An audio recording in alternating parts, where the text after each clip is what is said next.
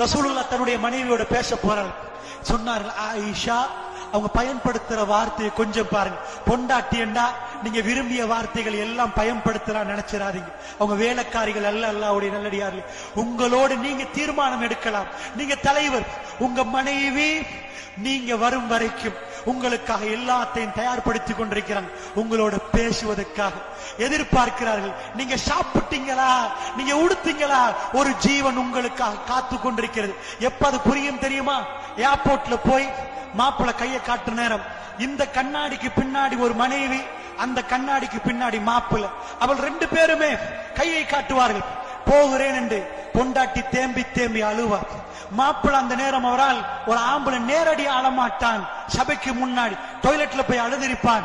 ஆனால் அந்த நேரத்தில் அவன் பொறுத்துட்டு கையை காட்டியிருப்பான். அல்லாஹ்வுடைய நல்லடியார்கள், அந்த பிரிவு அவங்க ரெண்டு பேரும் எவ்வளவு நேசித்தார்கள் என்ற உணர்வை காட்டு.